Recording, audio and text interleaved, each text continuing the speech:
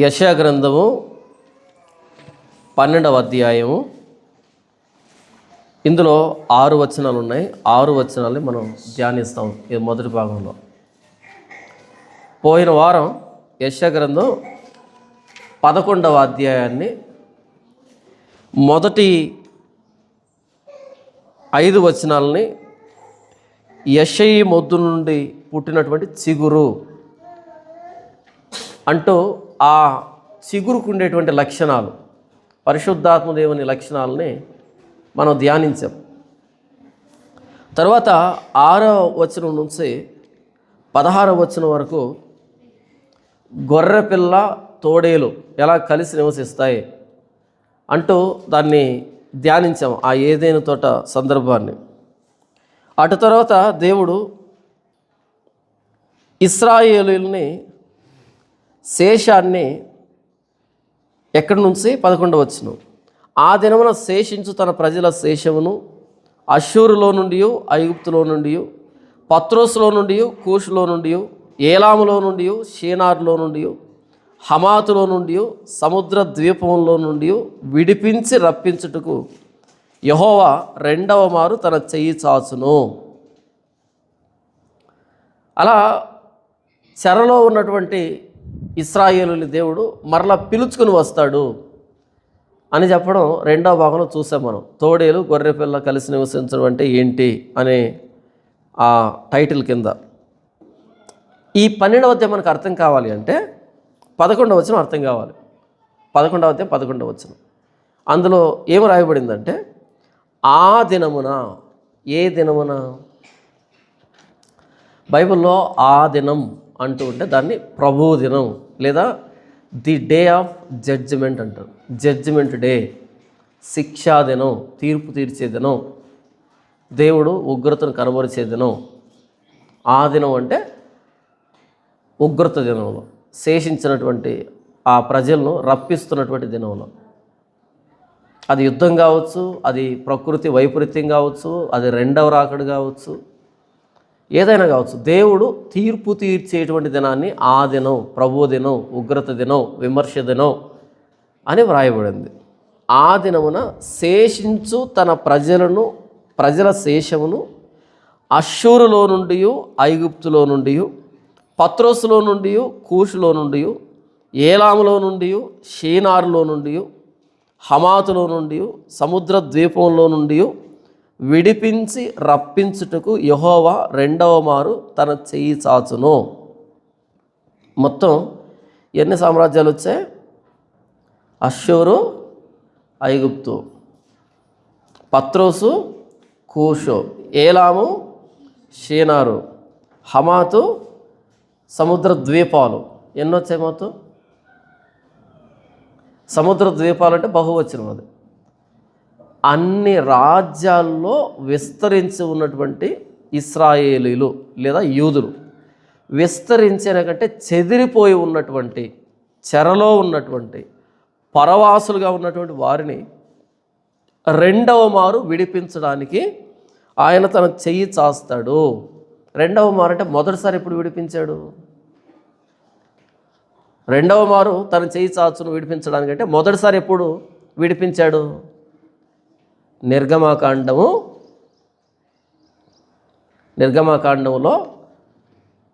14వ అధ్యాయం అయిపోయేటప్పటికీ ఆ ఎర్ర సముద్రాన్ని దాటడం అయిపోయింది. చూడండి, నిర్గమాకాండము 14వ అధ్యాయము 29వ వచనం చూడండి. అయితే ఇశ్రాయేలీలు ఆరిన నేలను సముద్రం మధ్యన ఉన్నప్పుడు ఆ నీళ్లు వారి కుడి ఎడమ ప్రక్కలకు గోడవలే ఉండెను. ఆ దినమున యెహోవా ఐగుప్తీయుల చేతిలో నుండి ఇశ్రాయేలీలను రక్షించెను. ఇశ్రాయేలీలు చచ్చిన ఐగుప్తీయులను సముద్ర తీరమును చూచిరి. యెహోవా ఐగుప్తీయులకు చేసిన గొప్ప కార్యమును ఇశ్రాయేలీలు చూచిరి కనుక ఆ ప్రజలు యెహోవాకు భయపడి యెహోవా యందును ఆయన సేవకుడైన మోషే యందును నమ్మకముంచిరి. ఈ 14వ అధ్యాయం చివరికి వచ్చేటప్పటికి ఐగుప్తు దేశం నుంచి దేవుడు ఇశ్రాయేలుని ఆ ఎర్ర సముద్రం లోబడి ఇటువైపు దాటించాడు. ఇది మొదటిసారి దేవుడు రక్షించడం అంటారు. మొదటిసారి రక్షణ ఎలా జరిగింది? ఐగుప్తు నుంచి తీసుకుని వచ్చాడు, ఎర్ర సముద్రం దాటించుకొని. ఇప్పుడు యెషయా గ్రంథంలో ఏమంటున్నాడు? రెండవసారి విడిపించడానికి దేవుడు తన చేయి చేస్తాడు అంటున్నాడు. ఆ ఐగుప్తు నిర్గమనం ఎలా ఉందో, ఆ విడుదల ఎలా ఉందో, ఈసారి ఒక్క దేశం నుంచి కాదు, అప్పుడు ఐగుప్తు నుంచే విడిపించుకొని వచ్చాడు, ఒక్క దేశమే. ఈసారి ఎక్కడెక్కడ ఉన్నారు వీళ్ళంతా? అప్పుడంటే కరువు వచ్చి అందరు ఐగుప్తుకు వెళ్ళి అక్కడే స్థిరపడి అక్కడే విస్తరించి అక్కడే బానిసలుగా బ్రతుకుతున్నారు. కాబట్టి ఐగుప్తు నుంచి తీసుకొని వచ్చాడు 40 సంవత్సరాల పాటు. అయితే ఈసారి వీళ్ళు కరువుతో పోలే చుట్టుపక్కల దేశాలకి. దేవుడి మాటను నమ్మక, దేవుడి మాట మీద తిరుగుబాటు చేసి అవిధేయత చూపించి పాపులై యుద్ధాల్లో ఓడిపోయి ఆయా రాజులు వీరిని తీసుకుని వెళ్ళిపోయారు వారి వారి దేశాలకి. ఒకప్పుడు వెళ్ళింది కరువుతో, ఇప్పుడు వెళ్ళింది దేవుడి మాటకు అవిధేయత చూపించి. అప్పుడు ఐగుప్తులోనే ఉన్నారు వీళ్ళు. అయితే ఇప్పుడు వీళ్ళు అష్షూర్లో ఉన్నారంట, ఐగుప్తులో ఉన్నారంట, పత్రోసులో ఉన్నారంట, కూష్లో ఉన్నారంట, ఏలాములో ఉన్నారంట, షీనార్లో ఉన్నారంట, తర్వాత హమాతులో ఉన్నారంట, సముద్ర ద్వీపాల్లో విస్తరించున్నారు. మొత్తం ఆనాటి ప్రపంచం అంతట్లో విస్తరించారు, పారిపోయారు, చెదిరిపోయారు, పరవాసులైపోయారు, దిక్కులేని వాళ్ళలాగా బ్రతుకుతున్నారు ఆయా జనాంగాల మధ్య. ఇప్పటికీ మనం ఈ గుంటూరు ప్రాంతంలో చూస్తే, గుంటూరు ఆ పరిసర ప్రాంతాల్లో యూదులు ఉంటారు, యూదుల సమాజ మందిరాలు ఉంటాయి, తెల్లటి బిల్డింగ్లు కట్టుకొని ఉంటారు. ఆ బయట ఆ హెబ్రీ భాషలో ఏదో వ్రాసి ఉంటారు, అర్థం కాదు అది. ఓహో, ఇది యూదుల సమాజ మందిరం అన్నమాట. యూదులు ఉన్నారు ఇప్పటికీ ఈ కోస్తా ప్రాంతంలో. ఎక్కడి నుంచి వచ్చారు వాళ్ళు? వీళ్ళు బెన్యామీను గోత్రానికి సంబంధించిన వాళ్ళు, ఈ గుంటూరులో ఉన్న వాళ్ళు. మొన్న న్యూస్లో వస్తే చూశాను, బెన్యామీను గోత్రానికి సంబంధించిన వాళ్ళంట. వీళ్ళు ఉండాల్సింది యెరూషలేం కానుకొని పక్కనే ఉండాలి. అలాంటి వాళ్ళు ఇక్కడ ఎందుకు ఉన్నారు? అప్పట్లో జరిగిన యుద్ధాలు, ప్రాణాలను చేతులు పట్టుకొని ఎంత దూరం సాధ్యమైతే అంత దూరం పారిపోయారు. అలా వచ్చి ఇక్కడ స్థిరపడ్డారు వాళ్ళ పూర్వీకులు.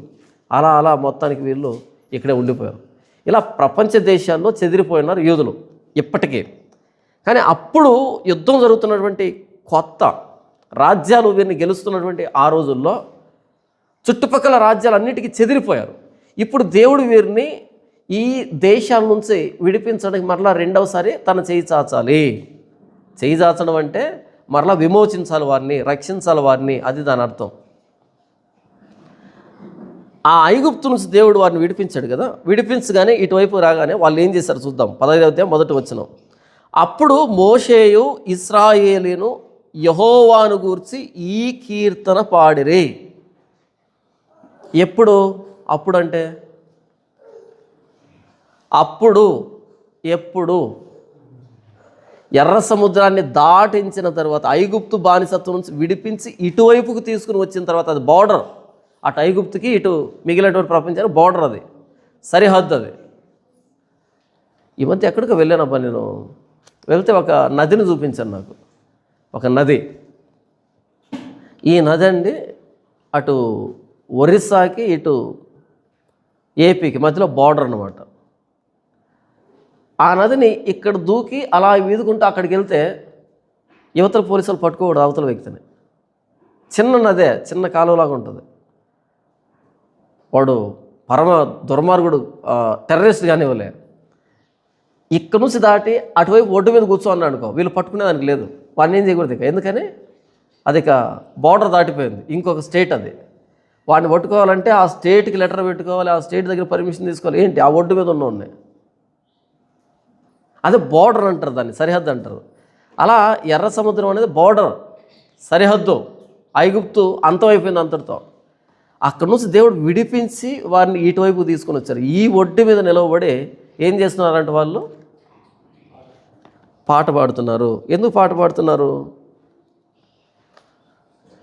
పాట ఎప్పుడు వస్తుంది?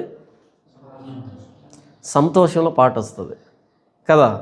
వీళ్ళకేంటి సంతోషం? ఇక్కడ 400 సంవత్సరాల బానిసత్వం నుంచి స్వతంత్రులయ్యారు. 400 సంవత్సరాల బానిసత్వం నుంచి విడిపించబడ్డారు. ఇక మీదట ఫరోకు భయపడాల్సిన అక్కర్లేదు, ఐగుప్తులు భయపడాల్సిన అక్కర్లేదు, స్వతంత్రులు. వీళ్ళ మీద ఎవరు పెద్దలు లేరు, వీళ్ళే పెద్దోళ్ళు, స్వతంత్రులయ్యారు. అందుకని ఈ ఒడ్డు మీద నిలవబడి అప్పుడు మోషేయు ఇశ్రాయేలీయులను, మోషే కూడా పాట పాడా, అందరికీ సంతోషమే. మోషేయు ఇశ్రాయేలీయులను యెహోవాను గూర్చి ఈ కీర్తన పాడిరి, పాట పాడడం ప్రారంభించారు. ఎంత అద్భుతంగా పాట పాడతారంటే ఒకసారి నేను చదివి వినిపిస్తాను అంతా. ఆ ఎర్ర సముద్రాన్ని ఎలా దాటించాడు ఆయన, ఏం జరిగింది ఆ ఎర్ర సముద్రం దాటేటప్పుడు, ఇదంతా వాళ్ళు కీర్తన పాడారు. యెహోవాను గూర్చి గానం చేసేదను, ఆయన మిగులు అతిశయించి జయించెను, గుర్రమును దాని రౌతును ఆయన సముద్రంలో పడద్రోసెను. ఎవరి గుర్రాలు, ఎవరి రౌతులు? అదే కదా మనం చూసాము. ఆ ఐగుప్తు గుర్రాలు కానీ ఐగుప్తు సైన్యం కానీ సముద్రంలో మునిగిపోయింది. గుర్రమును దాని రౌతును ఆయన సముద్రంలో పడద్రోసెను. యెహోవాయే నా బలము, నా గానము, ఆయన నాకు రక్షణయు ఆయను, ఆయన నా దేవుడు, ఆయనను వర్ణించెదను. ఆయన నా పితరుల దేవుడు, ఆయన మహిమను స్తుతించెదను. మీరు గమనిస్తున్నారా? ఆయన ఆయన ఆయన పాటంతా ఆయనే, పాటంతా ఆయన చేసిన క్రియలే, ఆయన గొప్పతనమే. ఈరోజు వచ్చే పాటల్లో ఆయన ఎక్కడో ఉంటాడు, ఏదో ఒక మూల దాక్కో ఉంటాడు.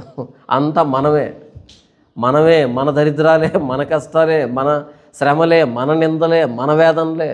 పాట పాడాల్సింది ఆయనను గూర్చి, మనల్ని గూర్చి కాదు. ప్రసంగంలోనూ ఆయనే, పాటలోనూ ఆయనే. ఈరోజు ప్రసంగంలోనూ మనమే, పాటలోనూ మనమే.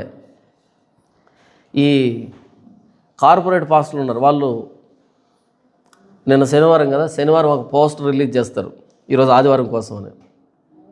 శక్తివంతమైన స్తుతి ఆరాధన అని పెడతారు టైటిల్. ఏం జరుగుతుందంటే ఈరోజు శక్తివంతమైన స్తుతి ఆరాధన జరుగుతుందంట. ఏంటో ఆ శక్తి చూద్దామని కింద చూస్తే, నంబర్ 1, అనారోగ్యంగా ఉన్నవారికి స్వస్థత, దయాలతో ఉన్నవారికి విడుదల, అప్పులో ఉన్నవారికి పరిష్కారము, ఉద్యోగం లేని వాళ్ళకి ఉద్యోగము, పిల్లలు లేని వాళ్ళకి పిల్లలు. ఇక్కడ ఆరాధన ఎక్కడుంది? అడుక్కు తిండవే కదంతా ఉంది.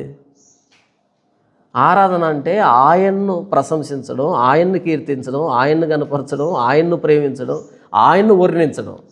ఇక్కడ ఎక్కడ కనపడింది ఆరాధన మీకు?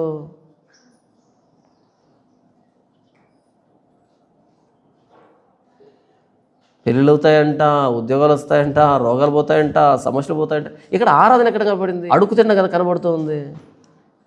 మీరు ఎప్పుడైనా చూడండి, ఈ బస్టాండ్ బయట రోడ్డు పక్కన కూర్చోంటారు, బాబు అని అడుగుతుంటారు. వాళ్ళు మనల్ని పదే పిలుస్తుంటారు, అయ్యా అయ్యా అయ్యా అంటూ ఉంటారు. అది ఆరాధించినట్ట, అడుగుతున్నట్ట? అన్నిసార్లు పిలుస్తున్నది మనల్ని ప్రేమించి కాదు, వాళ్ళకి ఏదైనా ఇస్తామని. ఈరోజు చర్చిలో కూడా ఏం చేస్తున్నారంటే, దేవుణ్ణి కనపరచడానికి కాదు ఆయన పిలుస్తున్నది. మా దరిద్రాలు చూడు ప్రభువా, మా సమస్యలు చూడు ప్రభువా, మా ఇబ్బందులు చూడు ప్రభువా, మా అవమానాలు చూడు ప్రభువా, మమ్మల్ని చూడు ప్రభువా అని. దానికి ఎందుకు చర్చికి? నేను ఎందుకు చెప్తున్నాను అంటే, ఇది మోషే వ్రాసిన కీర్తన. ఆ కీర్తనలో ఆయన తప్ప ఇంకెవరు లేరు, ఆయన రక్షణ తప్ప ఇంకొకటి లేదు. ఆయన రక్షణను బట్టి ఆయన కీర్తిస్తున్నారు. ఈరోజు దేవుని కీర్తించడానికి పాటలు లేవు. మన దరిద్రాలు పిటిషన్ రూపంలో పెట్టుకుంటున్నాం ఆయనకి, పాట రూపంలో. యెహోవాను గూర్చి గానము చేసేదను, ఆయన మిగుల అతిశయించి జయించెను, గుర్రమును దాని రౌతును ఆయన సముద్రంలో పడద్రోసెను. యెహోవాయే నా బలము, నా గానము, ఆయన నాకు రక్షణయు ఆయను, ఆయన నా దేవుడు, ఆయనను వర్ణించెదను, ఆయన నా పితరుల దేవుడు, ఆయన మహిమను స్తుతించెదను. యెహోవా యుద్ధశూరుడు, యెహోవా అని ఆయనకు పేరు.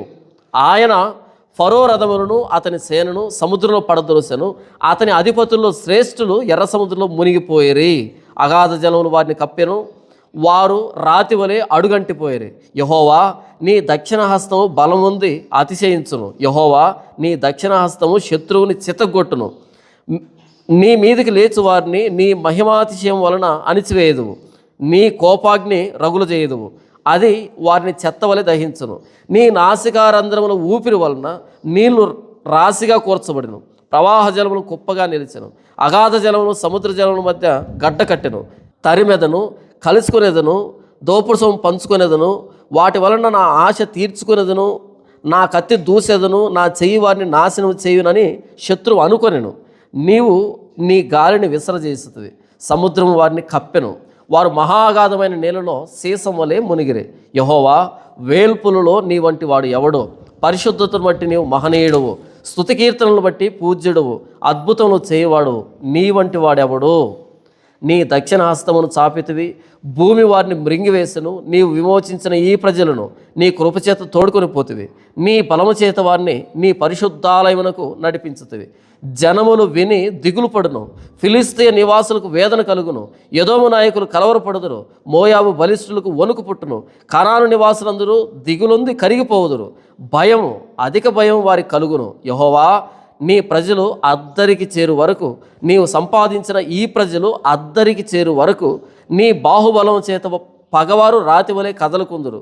నీవు నీ ప్రజలను తోడుకుని వచ్చదు. యెహోవా, నీ స్వాస్థ్యమైన కొండ మీద, నా ప్రభువా, నీవు నివసించుటకు నిర్మించుకున్న చోటును, నీ చేతులు స్థాపించిన పరిశుద్ధాలయమందు వారిని నిలవబెట్టెదవు. యెహోవా నిరంతరం ఏలువాడు.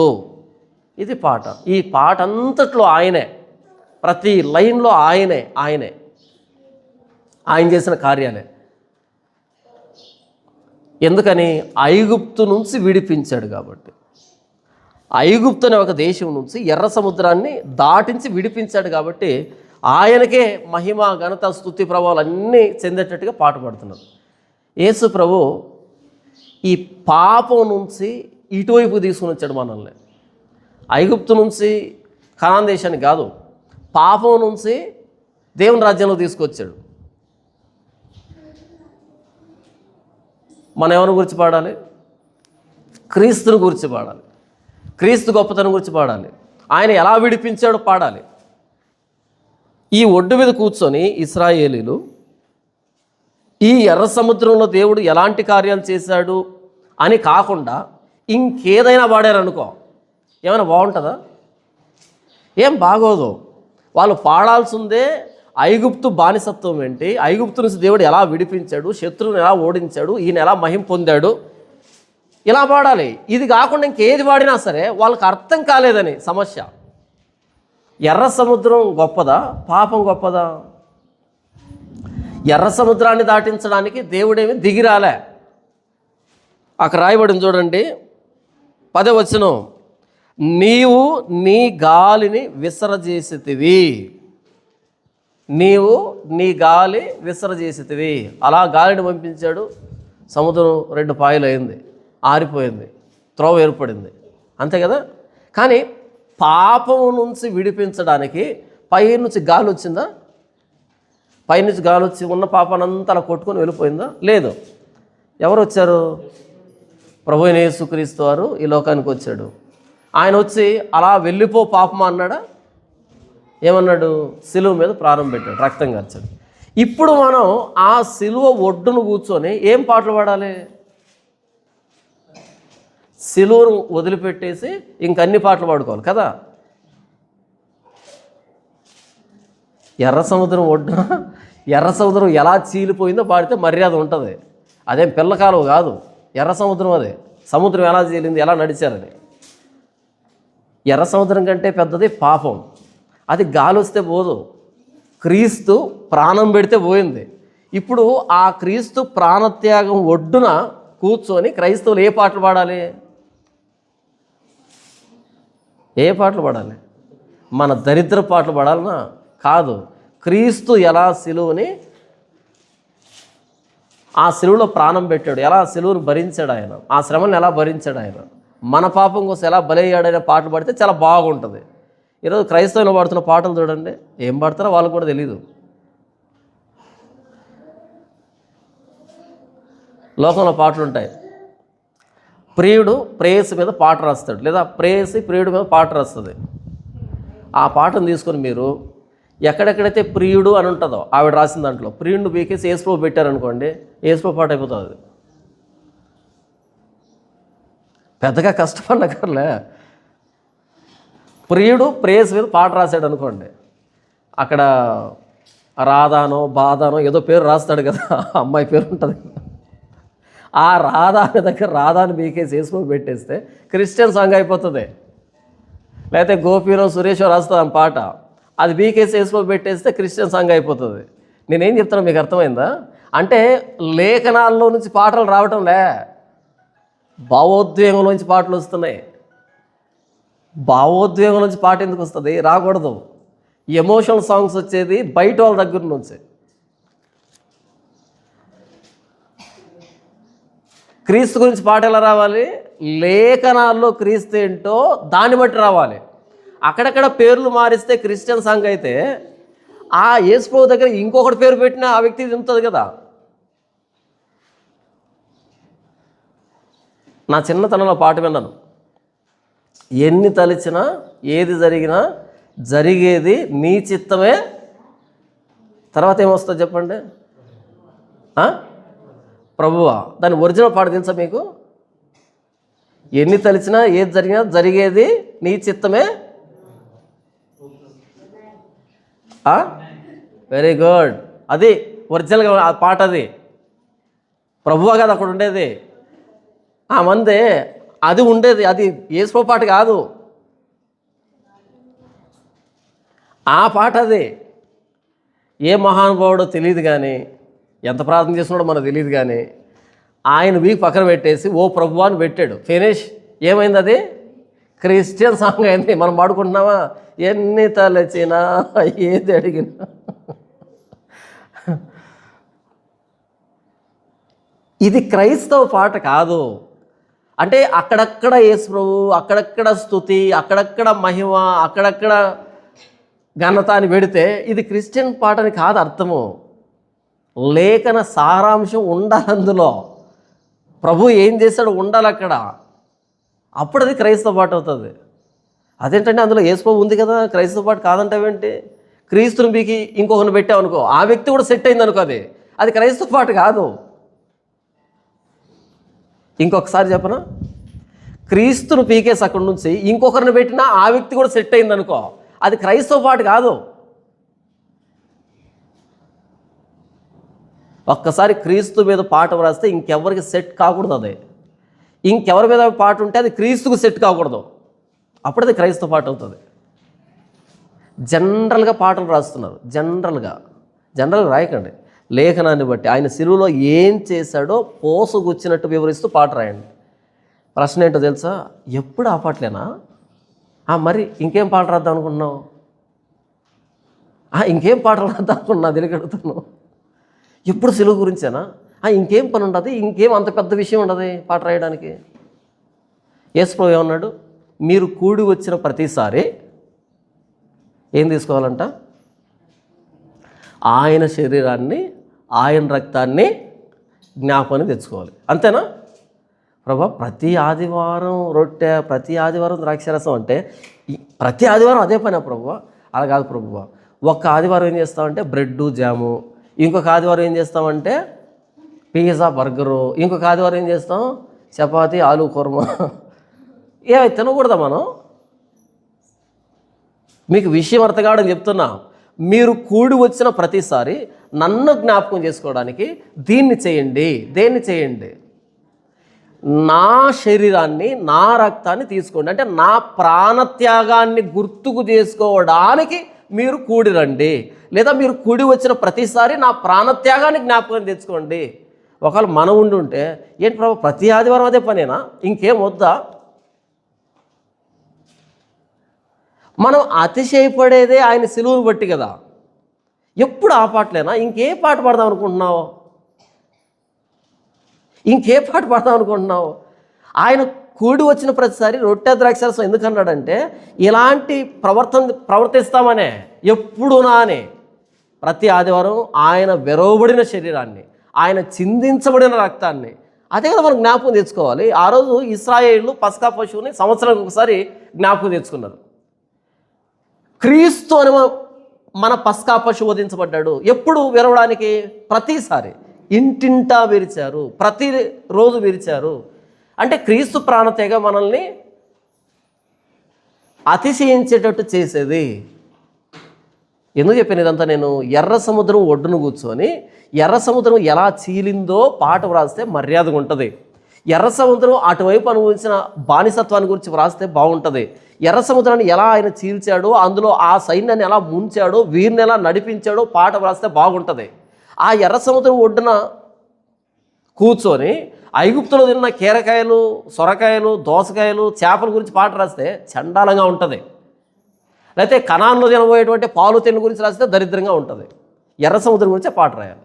యేసు ప్రభు శిలువ, యేసు ప్రభు ప్రాణత్యాగం ఒడ్డును కూర్చొని ఏంటేంటో పాటలు రాసుకుంటే కుదరదు.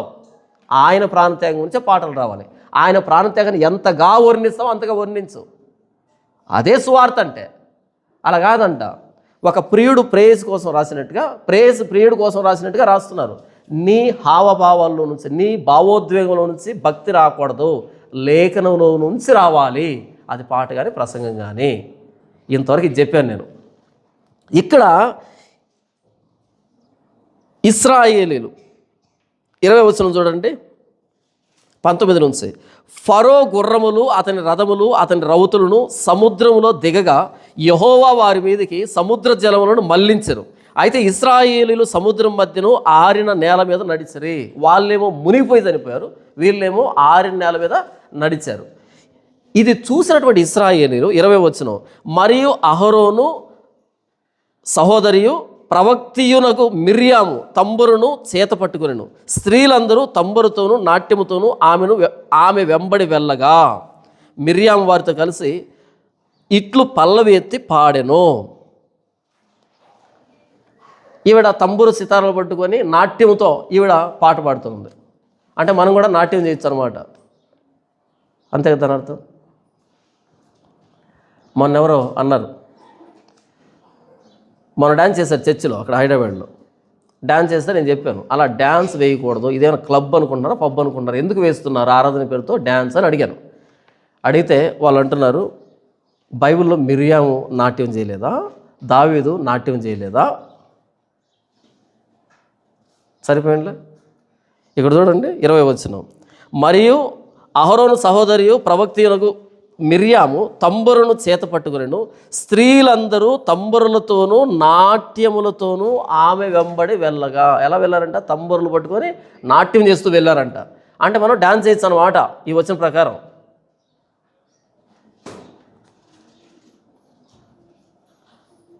ఏ డ్యాన్స్ వేస్తుంటారు చెప్పండి? ఎలా వేస్తుంటారు డ్యాన్స్? వాళ్ళు డ్యాన్స్ వేశారులే, ఓకే, ఎలా వేస్తుంటారు?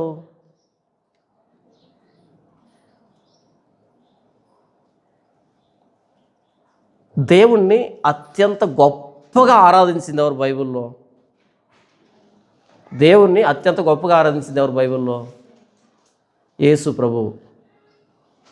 ఇంకెవరైనా ఉన్నారా? మీరు మీకు తెలియని దానిని ఆరాధించువారు, మేము మాకు తెలిసిన దాన్ని ఆరాధించువారు అన్నాడు యేసు ప్రభు. దేవుడు ఆత్మ కనుక ఆయన ఆరాధించువారు ఆత్మతోనూ సత్యంతోనూ ఆరాధించాలని చెప్పాడు. అంటే ఈయనకు మించిన ఆరాధన ఎవరైనా చేస్తుంటారా? చేస్తుంటారు. యేసు ప్రభు ఎన్నిసార్లు డ్యాన్స్ చేశాడు? యేసు ప్రభు ఎన్నిసార్లు డ్యాన్స్ చేశాడు? ఏంటి ఒక్కసారి కూడా వేయలేదా? అంటే యేసు ప్రభుకి మనం ఆరాధించడం తెలియదేమో. పోనీ ఆయన పెద్దగా అప్డేట్ కాలే. అపోస్తలులు ఎన్నిసార్లు డ్యాన్స్ చేస్తుంటారు? డ్యాన్స్ చేసే టైం లేదు కదా వాళ్ళకి. పోనీ క్రైస్తవ హతసాక్షులు ఎన్నిసార్లు డ్యాన్స్ చేశారు?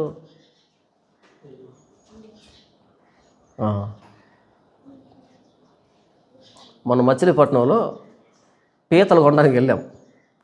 కొంటే అది కట్ చేస్తూ ఉంటే లోపల నుంచి పచ్చగా బయటకు వస్తుంది. అదేంటో అనుకున్నా, అది కొవ్వు అంట. అది తీసేయక అంటే ఆవిడ అంటుంది, ఇది కొవ్వు భలే ఉంటుంది సార్ అంది. అలా పట్టారు, పచ్చ కొవ్వు పట్టారు. ఎండ్రకాయ పట్టినట్టు పచ్చ కొవ్వు పట్టి డ్యాన్సులు వేసుకుంటున్నారు చర్చిల్లో పాటలు పెట్టుకొని. కొవ్వు పట్టిన ఎండ్రకాయ లోపల ఉండదంట, బయటకు వస్తుంది. ఎక్కలేని డబ్బంతా వచ్చి మీద పడుతూ ఉంటే కట్టి ఎకరాలు కట్టి డీజేలు పెట్టుకొని డ్యాన్సులు వేసుకుంటా మిరియాము డ్యాన్స్ చేసింది, దావీదు డ్యాన్స్ చేశాడు. ఎన్నిసార్లు వేశారు ఏంటి? నువ్వెన్నిసార్లు వేస్తావు ఏంటి? నువ్వు నీ లైటింగు, నీ డ్యాన్సు, నీ హంగామా, డీజే పెట్టుకొని దానికి మరలా సమర్థింపు ఒకటి. Dance is the expression of love, gratitude, worship అంటున్నాడు. మరి యేసుప్రభుకి ఆ వర్షిప్ చేసే విధానం తెలియలేదా? నాట్యం ఆడి అపోస్తులకు తెలియలేదా? మన మాదిరి ఎవరో? మిరియామా, దావీదా? ఇద్దరు కాదు, మిరియాము కాదు, దావీదు కాదు. వాళ్ళను చరిత్రగా చదువుకుంటాం. ఒకవేళ దావీదును మాదిరిగా తీసుకున్నాం అనుకో, చచ్చిపోయేటప్పుడు సొలొమోను పిలిచి చెవిలో చెప్పాడు, ఒరే నాయన, ఆ రోజు షిమీని నేను క్షమించాను, కానీ వాడిని మాత్రం వదిలిపెట్టద్దు అని చెప్పాడు. షిమి, రాజుగారు నన్ను క్షమించండి అంటే, ఆ క్షమించాను సంపత్తి వ్యక్తిని అన్నాడు అందరిలో. ఇది ఫోటోకి పోజ్ ఇచ్చి. చచ్చిపోయేటప్పుడు కొడుకును పిలిపించి, ఆ రోజు వాడిని క్షమించాను కానీ నువ్వు మాత్రం వదిలిపెట్టద్దు, నువ్వు తెలివైనవాడు కదా, ఇటు ఫోటో బాగుండాలి నాది, నా ఫోటో మరకపడకూడదు, అలాగే వాడు కూడా బ్రతకూడదు. నీ తెలివి ఉపయోగించి, దేవుడిచ్చిన తెలివి ఒకటి ఉందే, నీ తెలివిని ఉపయోగించి వాడిని లేపేయి అని చెప్పి చచ్చిపోయాడు. ఇప్పుడు మనం కూడా ఏం చేయాలి? మన పిల్లలకి, అరే నువ్వు ఎంతైనా చేయి కానీ వాడిని మాత్రం వదలదురా అని చెప్పి చచ్చిపోవాలి. పాత నిబంధన భక్తికి, కొత్త నిబంధన భక్తికి తేడా తెలీదా? మిరియాము చేసిన ప్రతిదీ మనకు మాదిరి కాదు, దావీదు చేసిన ప్రతిదీ మనకు మాదిరి కాదు. కొత్త నిబంధన, ఇది నా రక్తము వలనైనా క్రొత్త నిబంధన. పాత నిబంధనలో నాట్యం చేశారంటే అర్థం ఉంది. కొత్త నిబంధనలో ఎందుకు నాట్యం చేస్తున్నావు? అంత భక్తి ఎక్కడి నుంచి వచ్చింది నీకు? బొట్టు, వాక్యం తెలియకుండా. అదేదో ఈ డీజే పెట్టుకోకుండా డ్యాన్స్ చేస్తే బాగుండు. మరలా డీజే లేకపోతే డ్యాన్స్ చేయరు, ఆ లైట్ లేకపోతే డ్యాన్స్ చేయరు. మొన్న హైదరాబాద్లో ఉన్న ఈ వినాయక చవితి జరుగుతున్నప్పుడు ఈ బొమ్మలని తీసుకుని వెళ్తుంటారు కదా ట్రాక్టర్ మీద, ముందు డీజే, ఆ లోపలికి వినపడుతుంది, ఆ హోటల్ రూమ్లోకి వినపడుతుంది, నిద్ర రాలే, డ్యాన్స్ వస్తుంది. ఎందుకని? ఆ సౌండ్లో మామూలు సౌండ్ కదా, ఆ కలకత్తా డీజే ఉంటుంది కదా, ఆ రేంజ్లో ధన్ ధన్ అని కొడుతూ ఉంటే నిద్ర ఎక్కడిదే, ఆ కింద నుంచి వెళ్తున్నాయి. అది కూడా ఆరాధనేనా? అలా కిటికీ వంసి కింది దొంగి చూస్తే వాళ్ళు వేస్తున్నారు, మీ ఆరాధన ఎక్కడికి పోవాలనిపించదు నాకు. చర్చిలో చేసే ఆరాధన ఎక్కడికి పోవాలో, ఏం ఆడుతున్నారు, ఏమి డ్యాన్స్ చేస్తున్నారు, అది కదా ఆరాధన అంటే. మద్యంతోనూ సారాయితోనూ ఆరాధించడం అంటారు దాన్ని. మీరు అది లేకుండా ఆరాధిస్తున్నారు చర్చిల్లో. ఆత్మతోనూ సత్యముతోనూ ఆరాధించాలి, నాట్యంతో తంబూరుతో కాదు. ఇది ఓల్డ్ టెస్ట్మెంట్ కాదు, న్యూ టెస్ట్మెంట్. ఇది ఎందుకు చెప్పానంటే, ఇక్కడ మిరియాము నాట్యం ఆడిందని ఇదొక పాయింట్ తీసుకుంటారని చెప్పాను. ఇంతవరకు నేను ఏం చెప్పాను అంటే, ఎర్ర సముద్రాన్ని రెండింటిగా చీలడం చూసిన ఇశ్రాయేలీలు ఆ ఒడ్డు మీద దేవుని విడుదలని, దేవుని విమోచనని స్మరించుకుంటూ, ఆయన రక్షణను స్మరించుకుంటూ పాట పాడారు, ఒక్క దేశం నుంచి విడిపించిన దానికి. 11వ వచనం చూడండి, యెహోవా వేల్పులలో నీ వంటి వాడెవడో. వేల్పులు అంటే దేవుళ్ళు అని, వేల్పులు ఎలవేల్పు అంటారా, ఇంటి దేవుడు అని. వేల్పులలో నీ వంటి దేవుడు ఎవడో? ఇలాంటి వాడు లేడు ఈ ప్రపంచంలో. యెహోవా వేల్పుల్లో నీ వంటి వాడెవడు? పరిశుద్ధతను బట్టి నీవు మహనీయుడవు, స్తుతి కీర్తనను బట్టి పూజ్యుడవు, అద్భుతములు చేయవాడు నీ వంటి వాడెవడో. దేవుణ్ణి గణపరచడం అంటే ఇలాగ ఉంటుంది. ఎవరో దేవుడికి రాసిన పాటను పట్టుకొచ్చుకొని ఒక పదాన్ని బీకేసి ఏసుకోమని పెట్టి క్రిస్టియన్ సాంగ్ అంటావా?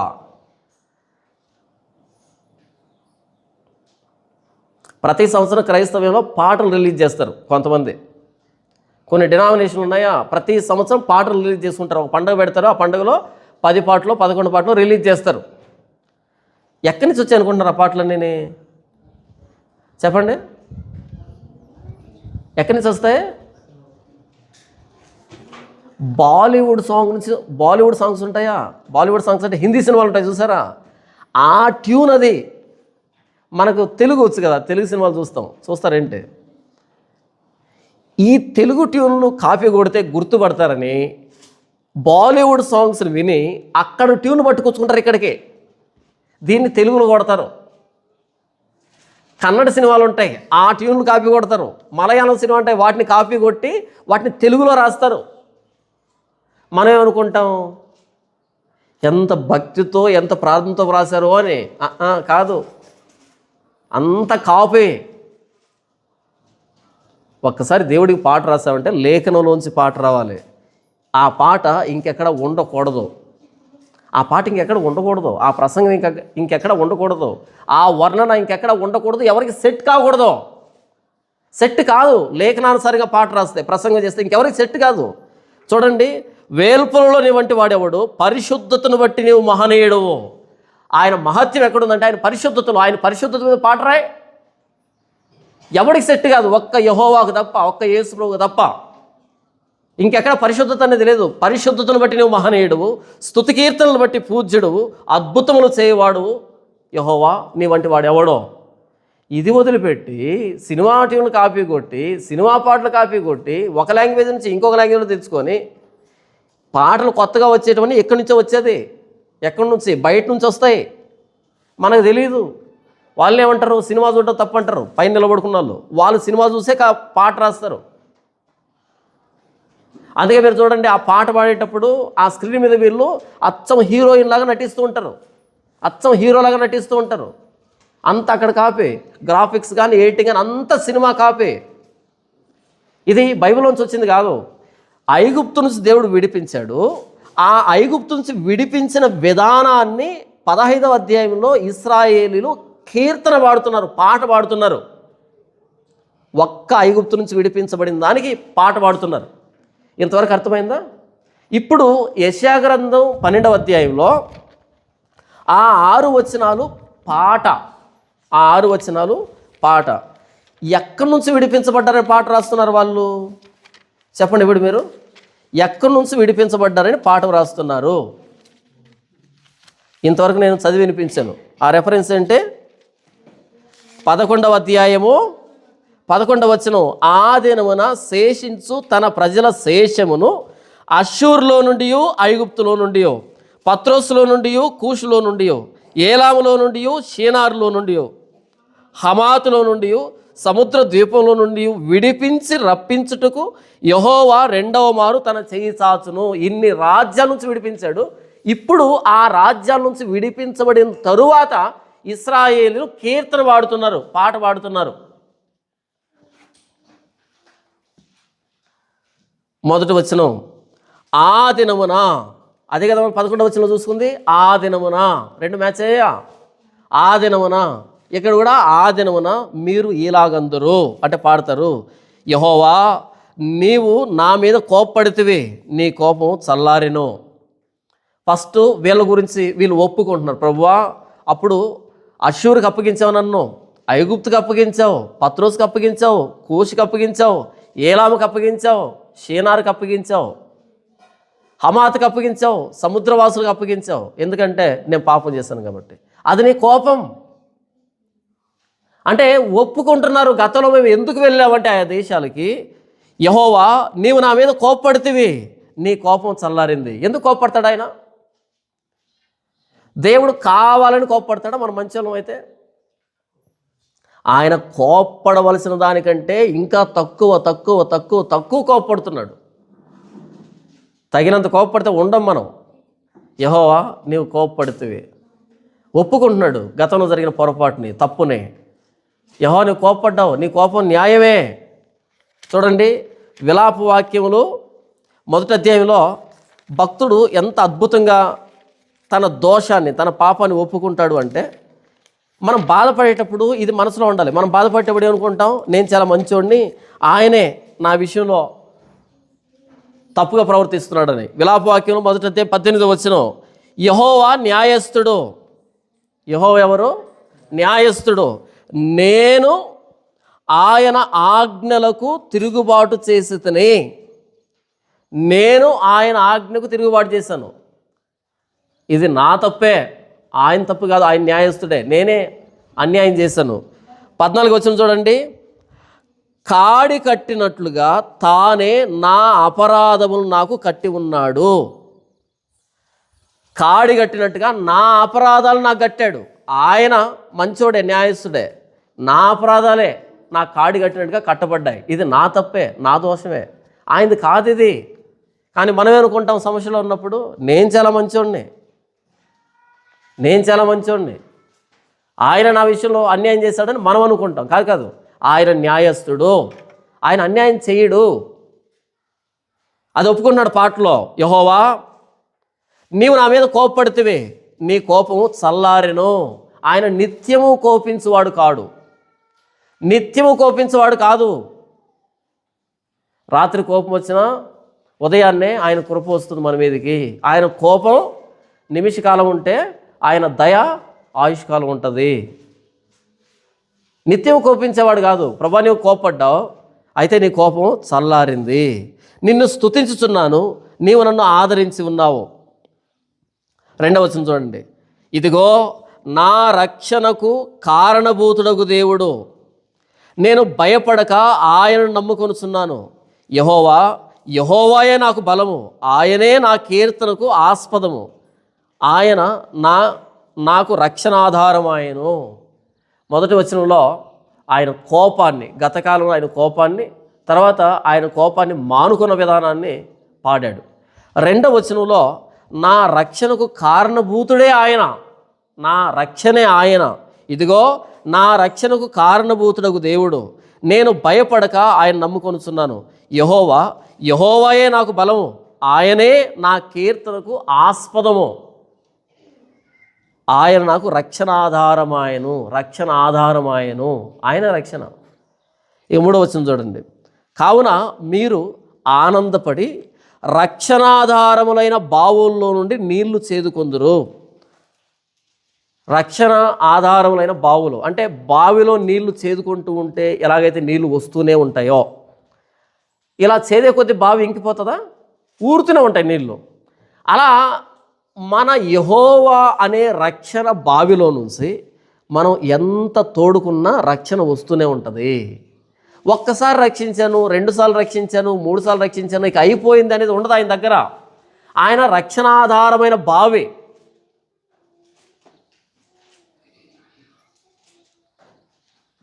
ఆయన రక్షణాధారమైన బావి. బావిలో నుంచి నీళ్లు ఎంత చేదుకుంటూ ఉంటే అంత ఊరతాయో, అలా రక్షణాధారమైనటువంటి యెహోవాలో నుండి ఎంత రక్షణ కావాలంటే అంత తోడుకోవచ్చు, అంత లాక్కోవచ్చు. అయిపోయింది, ఇక నేను రక్షించలేను, నా చేత కాదు, ఎన్ని రాజ్యాల నుంచి రక్షించాలి అనేటువంటి స్టేట్మెంట్ రాదు ఆయన దగ్గర నుంచి. రక్షిస్తాడు, రక్షిస్తాడు, రక్షిస్తాడు. యెహోవాను రక్షణ ఆధారమైన బావి, రక్షణ ఊట అని చెప్తున్నాడు. దీన్నే 59వ అధ్యాయంలో యెషయా అంటాడు చూడండి, రక్షింపనేరక ఉండునట్లు యెహోవా హస్తము కొరచగాలేదు, విననేరక ఉండునట్లు ఆయన చెవులు మందము కాలేదు. మీ దోషములు మీకును మీ దేవునికిని అడ్డముగా వచ్చెను, మీ పాపములు ఆయన ముఖమును మీకు మరుగుపరిచెను, కనుక ఆయన ఆలకింపకున్నాడు. రక్షింపనేరక ఉండనట్లు యెహోవా హస్తం కొరచగాలే, పొట్టిదైపోలే. విననేరక ఉండనట్లు ఆయన చెవులు మందం కాలే. ఆయన రక్షిస్తాడు, ఆయన విమోచిస్తాడు, ఆయన వింటాడు. అయితే మీ దోషములు మీకును మీ దేవునికి అడ్డముగా వచ్చును, మీ పాపములు ఆయన ముఖమును మీకు మరుగుపరిచెను, కనుక ఆయన ఆలకింపకున్నాడు. ఆయన రక్షణాధారమైన బావి. బావిలో నుంచి ఎన్ని బిందెలు తోడుకుంటే నీళ్ళు అయిపోతాయి, వస్తూనే ఉంటాయి, ఊరుతూనే ఉంటాయి. అది ఊట. యెహోవా కూడా ఇక నేను రక్షించలేను అనే స్థితి లేదు. మొదటి వచనంలో గతంలో దేవుడు కోపపడిన విధానాన్ని, తర్వాత ఆయన కోపాన్ని మానుకున్న విధానాన్ని చెప్పాడు. 2వ వచనంలో ఈ రక్షణకు కారణభూతుడైన దేవుని గురించి పాడాడు. 3వ వచనంలో ఆ రక్షణ అనే బావితో పోలుస్తున్నాడు యెహోవాను. 4వ వచనం అంటే ఇక వదిలిపెట్టడు, ఆయన మనల్ని రక్షిస్తాడు, ఎంతైనా రక్షిస్తాడు. 4వ వచనం చూడండి, ఇలా ఆయన రక్షించాడు కాబట్టి, రక్షణ బావిగా ఉన్నాడు కాబట్టి యెహోవాను స్తుతించుడి. ఎందుకు స్తుతించాలి? ఆయన రక్షకుడు కాబట్టి స్తుతించాలి, రక్షించాడు కాబట్టి స్తుతించాలి, రక్షణకు ఆస్పదం కాబట్టి స్తుతించాలి, రక్షిస్తూనే ఉంటాడు కాబట్టి స్తుతించాలి. యెహోవాను స్తుతించుడి, ఆయన నామమును ప్రకటించుడి, జనములలో ఆయన క్రియలను ప్రచురం చేయుడి, ఆయన నామము ఘనమైనదని జ్ఞాపమునకు తెచ్చుకునుడి. ఇక్కడ ప్రకటన 4వ వచనంలో ఆ రక్షణను గురించి ప్రకటించండి జనాల్లో. ఎందుకు ప్రకటించాలి అంటే ఆ రక్షణను అనుభవించింది మనమే కాబట్టి, ఇతరులకు తెలియదు కాబట్టి. యెహోవా ఎర్ర సముద్రాన్ని చీల్చాడని, ఆరణ్యాల మీద నడిపించాడని, శత్రువుని ముంచివేశాడని ఎవరికి తెలుసు? ఆ ఒడ్డు మీద ఉన్న ఇశ్రాయేలులకే తెలుసు. వాళ్ళు చెప్పకపోతే మిగతా వాళ్ళకి ఎలా తెలుసు? తెలియదు. ప్రకటన ఎవడు చేస్తాడు? తెలిసినోడా తెలియనోడా? తెలిసినవాడు. అన్న మనం కూడా సువార్త చెప్పాలన్నా అంటారు చాలామంది.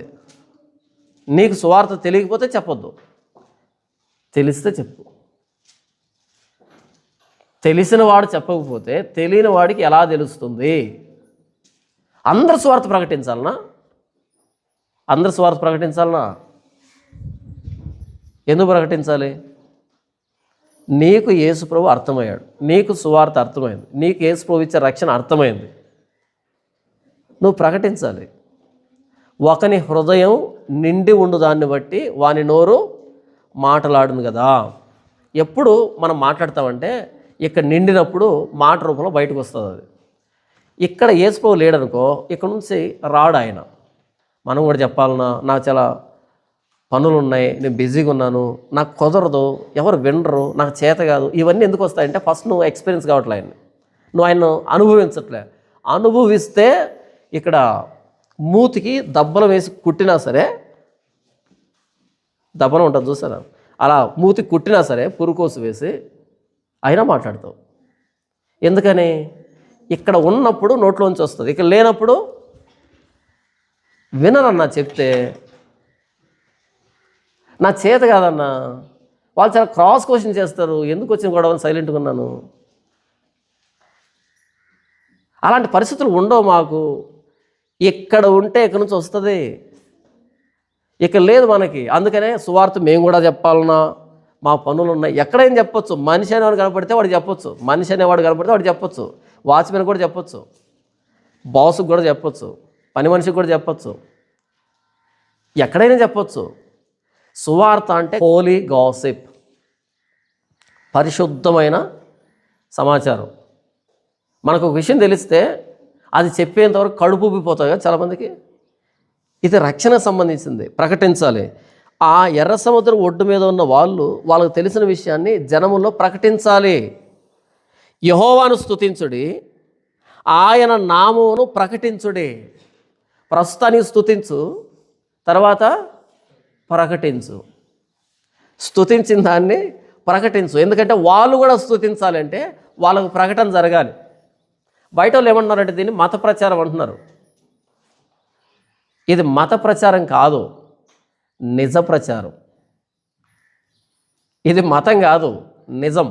ఒకే ఒక్క నిజం, నేనే మార్గం, సత్యం, జీవం, నా ద్వారానే తప్ప ఎవడు తండ్రి ఎద్దుకు రాడు. అంత సత్యం ఇది. ఇది నిజ ప్రచారం, మత ప్రచారం కాదు.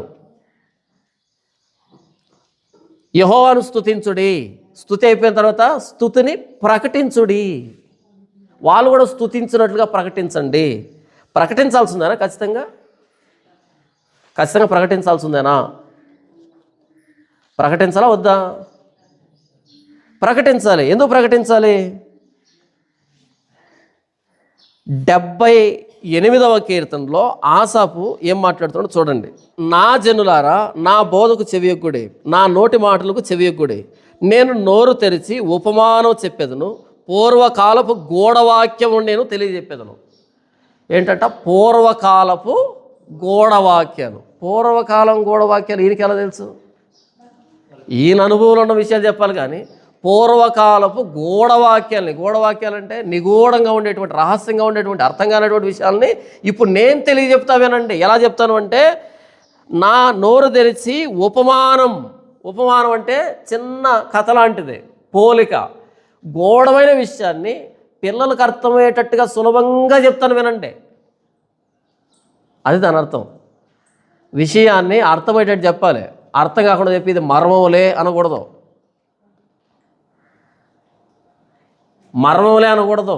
గూఢవాక్యాన్ని ఉపమానంగా చిన్న పిల్లాడికి అర్థమయ్యేటట్టుగా చెప్పాలి. అది ప్రకటన అంటే, అర్థం కాకుండా మాట్లాడటం కాదు. ఇంతగా గూఢవాక్యాలు ఎలా తెలిసాయి ఈయనకి? ఎవరు చెప్పారు ఈయనకి? 3వ వచనం, మాకు తెలిసిన సంగతులను మా పితరులు మాకు వివరించిన సంగతులను చెప్పేదను. ఎలా తెలిసాయి వీళ్ళకి? వాళ్ళ పితరులు వీరికి వివరించి చెప్పారంట.